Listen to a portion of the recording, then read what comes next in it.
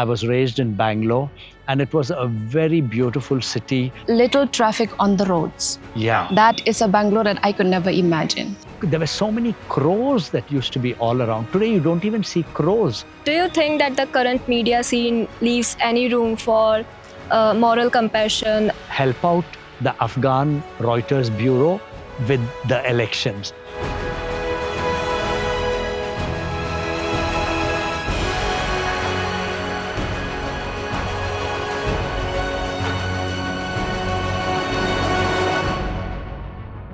Hello and welcome. I am Arushya Chandran. And I'm Suzila Pamshong.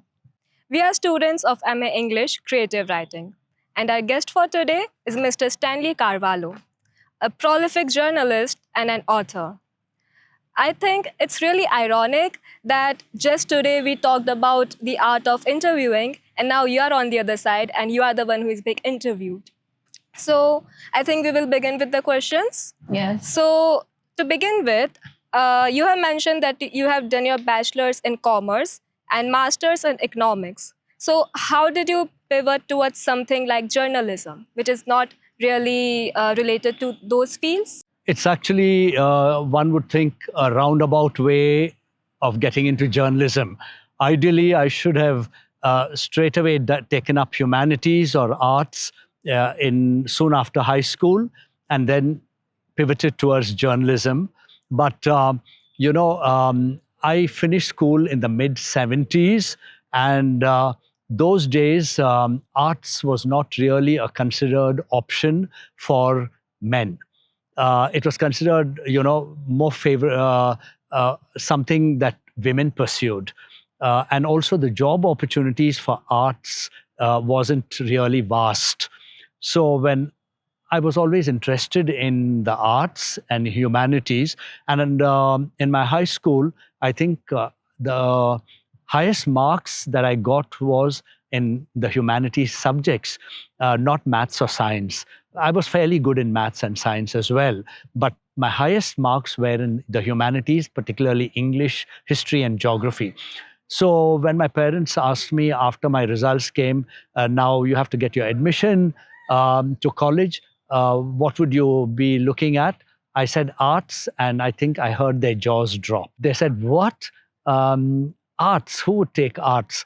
Only women take arts, and the job opportunities for arts is very limited. What would you do after taking arts? I said I could teach, or I could look at something, because those days journalism also wasn't something very popular. So I said, I'm keen on arts. They said, no, I don't think. Why don't you take up science? Your science marks, your maths marks are pretty good. But I said, no, I need to forget science and maths right here and now. I don't mind commerce. So I took up commerce, and I did my degree in commerce. I did fairly well, coming out with a first class. After doing commerce, I was an adult, and I could decide what I wanted to do. So I said, I'm going to probably do literature. I'll do MA. When I applied for MA, they rejected my application, Bangalore University, saying first preference is given for people who have done BA in arts, bachelor's in arts. So they had only limited seats for MA in literature, so I didn't get. So I had to take up economics. I worked for a little bit and then decided to do MA in economics because I wanted to do master's. So after that, I said I had already got a job in corporate journalism in a bank, and I was editing their internal house magazine and bringing out a little newspaper, doing economic research and all of that. Around that time, I decided, no, I think this kind of journalism is not something that I'll enjoy, and I opted to do a journalism course. So I went to do a journalism course, and after I finished the journalism course, I decided I have to dive into mainstream journalism from corporate journalism, and I started freelancing and then went into full-time journalism. So that's the roundabout route that I had to take to pursue journalism, which was my first love. Okay. But so how did you get into that? Have it always been inside you that you know that writing is what I'm going to do? Or was there like a period of time or maybe a specific moment or a person who inspired you to be something like that, to write? I wouldn't say that I always wanted to be a journalist because journalism came into me after college, the interest in journalism. But let me say this. I was always interested in reading, and I always loved to play with words.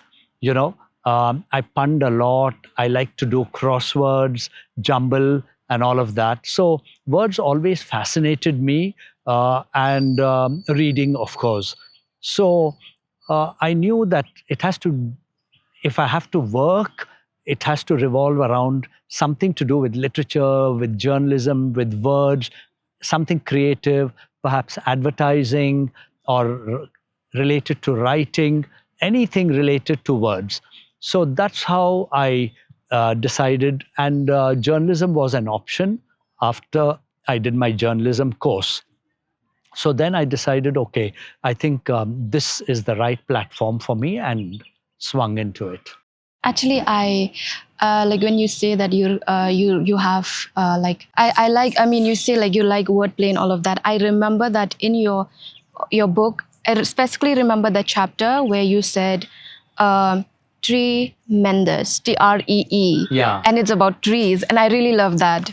And then a few of the other chapters are also like that, like when school was school, something like that. Yeah. So I really like that. Thank you. Yeah, one of the articles' headline was tremendous fun, because we grew up in independent houses, not like today as in apartments, and we had a lot of trees around. And in fact, we had a very nice guava tree, which had lovely branches that spread out on all sides. And all our friends used to come and sit on it, and it was next to the wall. So some would sit on the wall, put their legs on the tree branches, some would sit on the branches. So it made itself like a very nice seating arrangement.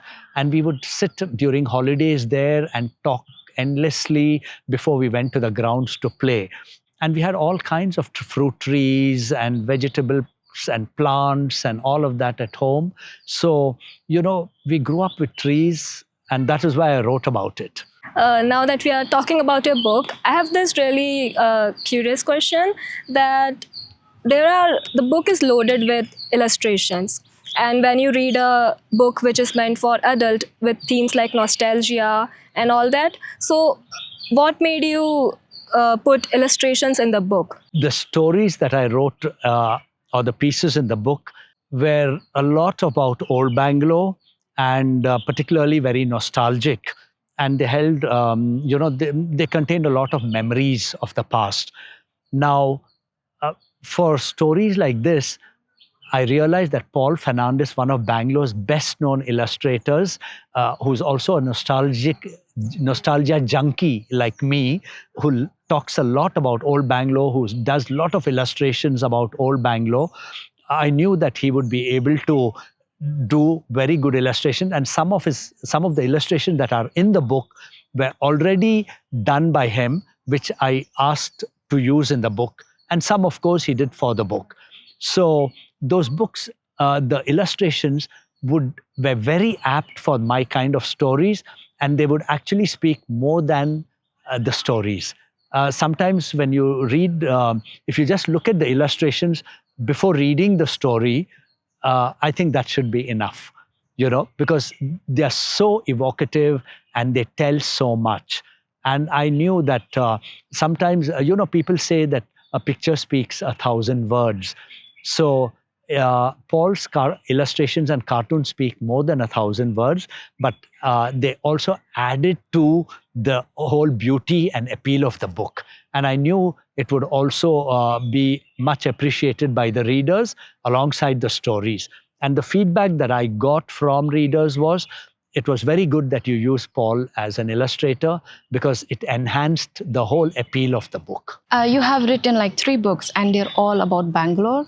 And it's so different with the Bangalore that I've seen, especially in one chapter of one of your books, Traffic, where you say with little traffic on the roads. Yeah. That is a Bangalore that I could never imagine. Oh, yes. One is, Bangalore has been, I was born in Bangalore. I was raised in Bangalore, and it was a very beautiful city from the 60s and 70s that I've grown up in the city. It was all it earned these kind of geographical sobriquets as pensioners paradise, garden city, a beautiful city, and all such monikers. It was not for nothing that it earned these monikers, because it deserved to be called by these names.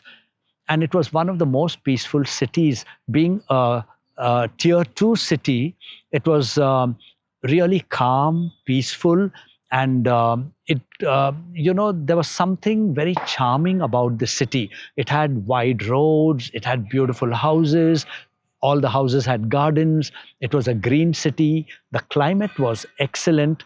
Bangalore's climate was termed as brass monkey weather.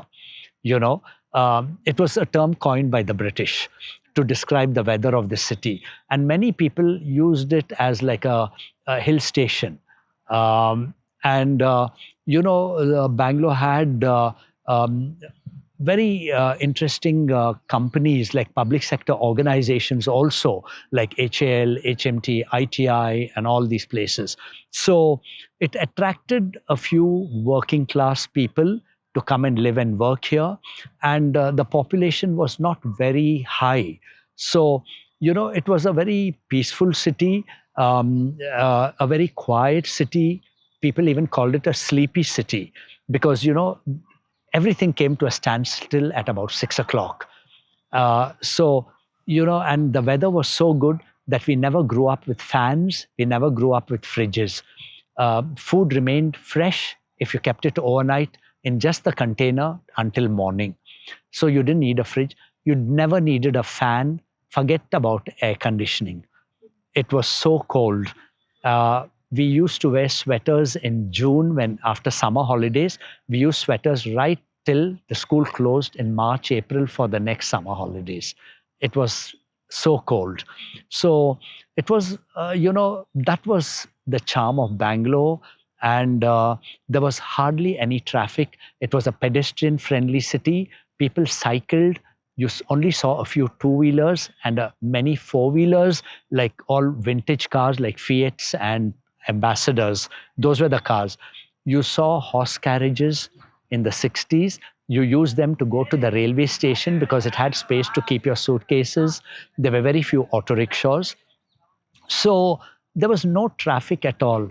And today, traffic is all the time spoken about.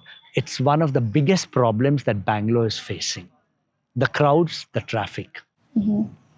I think all of us really hate changes, but since they are inevitable, so is there anything positive about the changes and the progress that Bangalore has faced? See, I'm not against change. I am for change, but change should mean something for the betterment of the residents, for the betterment of the city. Unfortunately, change in Bangalore has not happened or created that. It has not led to the betterment or for something positive for the people. It has only brought a lot of negative things. Yes, the IT sector has created a lot of jobs. It has attracted a lot of migrants. It has led to a lot of development. The city has become very modern. You have a huge airport. You have a lot of flights coming in. Now, earlier when you had to travel international, you had to go to Bombay or Madras or Delhi, we Bangalore people. But today, you can go to any part of the world through an international flight from Bangalore. Those are very positive developments. But what has it done to the city's infrastructure? What has it done to, the city's ethos, to the beauty, to the climate, to the pollution, and to the environment? So there are more negatives than positives, and it's clear that there was no vision in the planning of the city. So if there was better vision and if there was better planning, they could have managed it all very well, but that unfortunately has not happened. So I see very little positive change to actually talk of. There are more negatives that I can talk about. So do you miss the nature back then? Because I find that in your books you have really talk about animals that were during that time, a lot of animals that we couldn't even know how they look like. And so is there a part of you that miss that kind of Bangalore where like every part of your childhood is with animals and plants and trees and all of that? Absolutely. I do miss the flora and fauna that was in Bangalore. Um, the greenery has vanished. And if you look at research papers from the Indian Institute of Science and other research organizations, they say Bangalore has lost considerable green cover. Only certain pockets of Bangalore still maintain that green cover, and I do hope that remains, particularly like Cubbon Park and Lal Bagh and some outer areas. But by and large, within the city, the green cover is lost. That has meant the birds and animals have also disappeared. Earlier, we had so many birds within your own compound. And the sparrows in Bangalore, you had plenty of sparrows, which was such a important element or important part of Bangalore. You felt the sparrows were part of your family because they were all over the trees, and you also fed the sparrows in your compound. Every compound had sparrows on the trees. Today, can you spot even one sparrow? You cannot. I mean, that isn't that sad? And then you had parrots, so many parrots, flying around, and you had a variety of birds. There were so many crows that used to be all around. Today, you don't even see crows. No crows, no sparrows. You only see a few hawks. You see pigeons because the apartment culture has attracted pigeons. But there were a variety of birds that were part of Bangalore's environment that have all disappeared. And you also had monkeys jumping from trees to trees, often going around. And you had that kind of wildlife that was so visible in Bangalore. But today, none of that is visible, which is very sad. And that is one of the reasons of what development can do to flora and fauna. And do you also think that the city that a writer comes from, that also plays an important role in his writing? Because I come from Indore, so I try to consciously or unconsciously, I try to incorporate some quirks of my city in my writing, and it just tends to be there naturally. So is it the same for you? It is. See, I think for every writer, the place where you grow up in and what you see, what you feel, what is everyday part of you forms an important aspect or important element of your writing. Because you write largely about what you see around you, what happens around you, because that is the easiest and something that is very much a part of you, right? So I think most writers do write what about their cities, about what they feel, and if you are passionate about your city, and I am one of those who's extremely passionate about Bangalore, because this was a city which was something which was a very beautiful city, and to see it sort of going down the way in which it has gone, it pains. And that pain sometimes is reflected in your writing, and you do want to highlight the changes. You do want to highlight the beauty of the city, what once was. And I think every writer should capture what the city was when it is changing, so that future generations know what the city was, and not forget that the generation that grows up today feel, okay, this is what Bangalore is. But this is not what the Bangalore of the 50s, 60s, 70s, 80s, and 90s was. It was a traffic-free city. It was a green city. It was a city with broad roads, tree-lined avenues, a lot of flowering plants, and a place where people were very cultured, were very patient. Not like today, they are very impatient. They are always running, and there's a lot of anger, road rage, and all of that. Bangalore was never like that. Bangalore was a calm, peaceful city, and I think my books do capture much of the old Bangalore that was.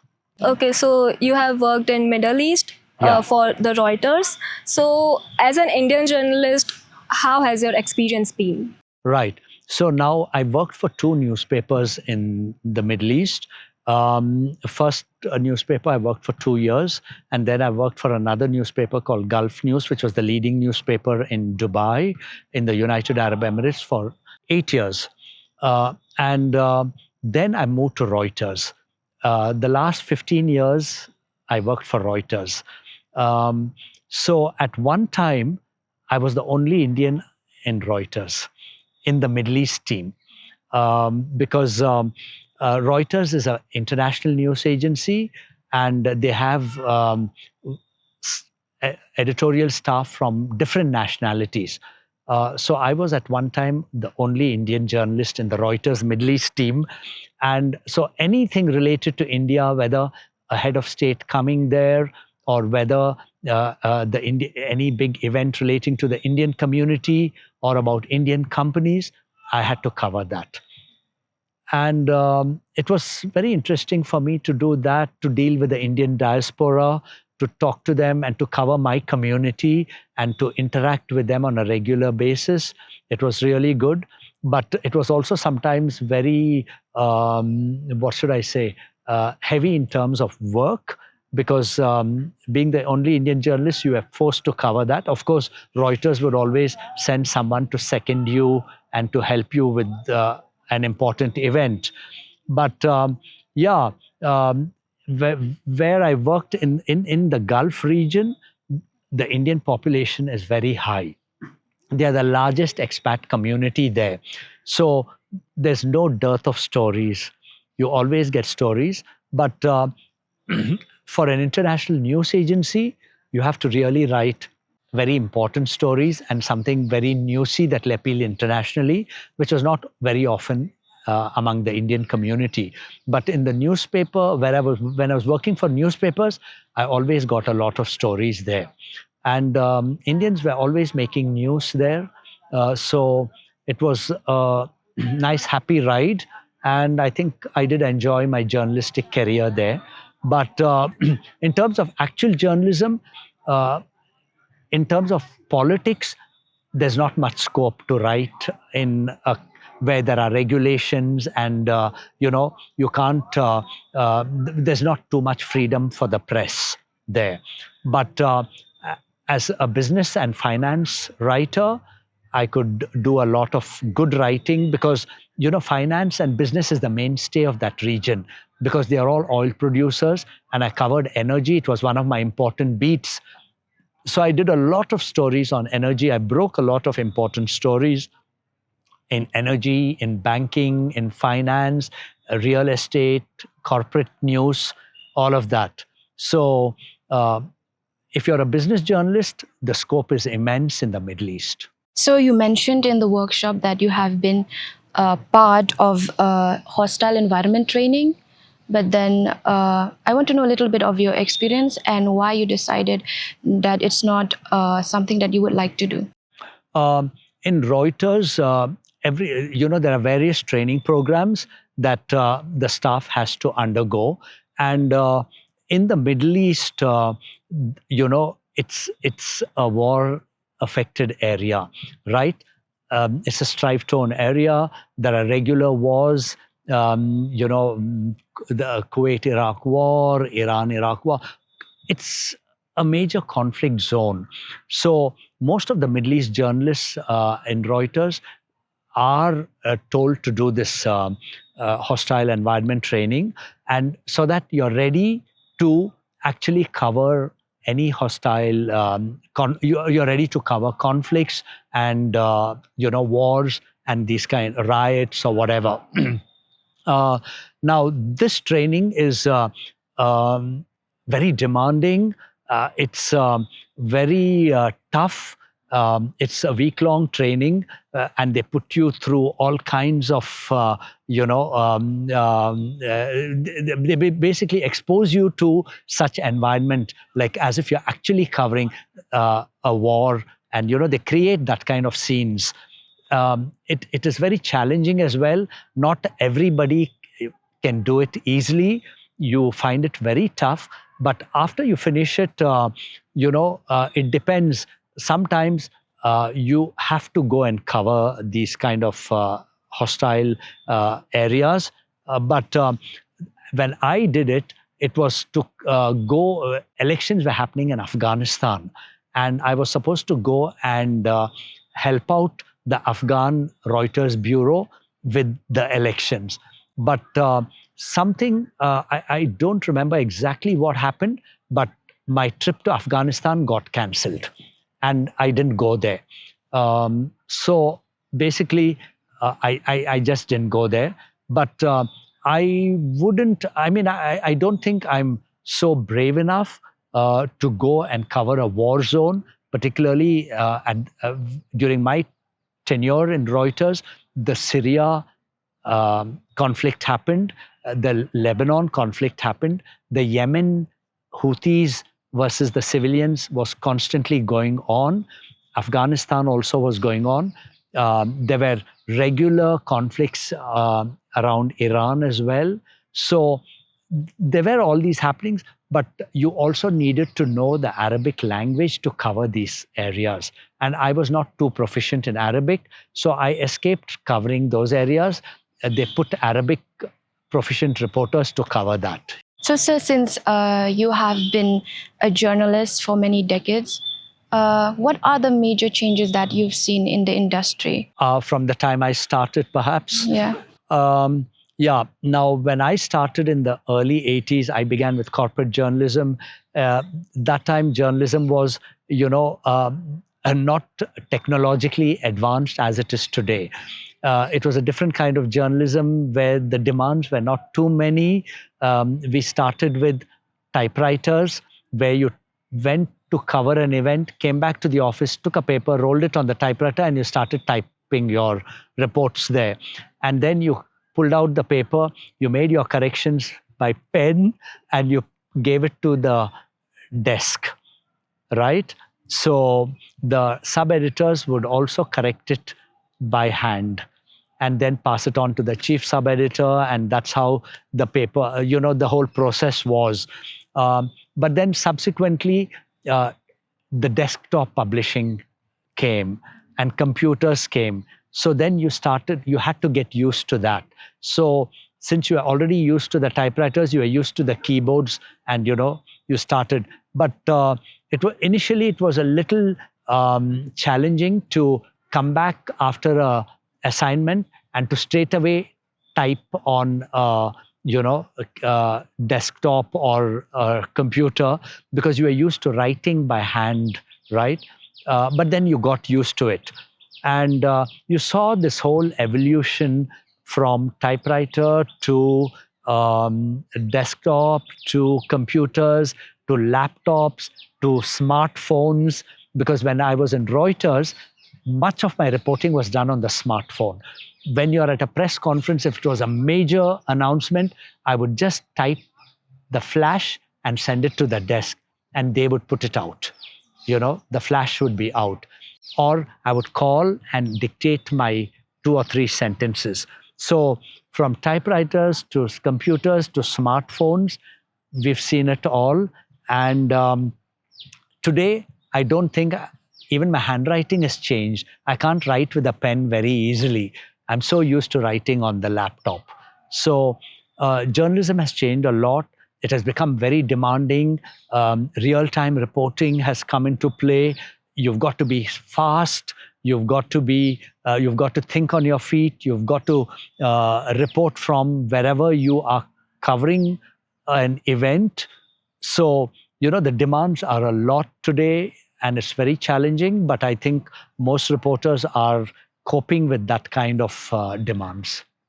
So now that we are speaking about the changes in journalism, do you think that the current media scene leaves any room for moral compassion or ethical integrity? No, I think ethics, your moral compass, those have to be there forever. They have to be a guiding light or guiding force for any journalist. Come what may, whatever the changes are, whatever the speed of work it is, I think you got to be guided the by your integrity, your moral compass, and ensure that you report the truth, you report accurately, and you always remember that you are accountable for what you have written. So you've got to ensure that you're guided by all these factors to ensure that your credibility and your organization's credibility remains intact.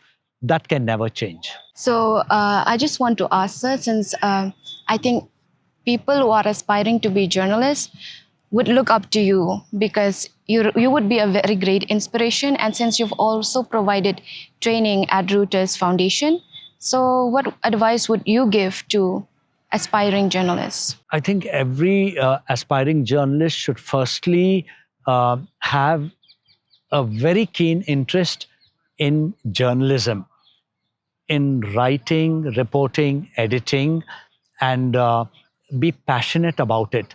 It is a career which is not very highly paying as some of the other careers. It is a career that does not have fixed timings, where unlike other jobs like 9 to 5, you've got to be ready to work in the night. You've got to be ready to work long hours. You've got to be ready to travel on the spur of the moment to cover an event. You've got to be very brave to go and cover any kind of event in any kind of situation or place. So if you've got to be brave, you've got to be bold, you've got to have a passion for the job. Not everybody can take up this kind of a job. You've really got to be passionate and like the job. And if you are passionate about the job, you will definitely take up the challenges and you'll enjoy the job. The challenges mean nothing to you. You will give out your best under any circumstance. So, aspiring journalists, I would say, ideally, read a lot. You should have that writing skill in you. If you don't have the writing skills and you want to know more about journalism, do a journalism course in journalism or mass communication and learn the skills and then improve on it on the job. But essential skills for a journalist is you should have a nose for news. You should have that sense of curiosity. You should have that interest in words, in writing, meeting people, and take an interest in everything that's happening around you, so that you can write about it, report on that, and make it a career. Thank you, sir, for making time to be with us right now and for sharing your story and for inspiring a lot of us in this journey. Thank you.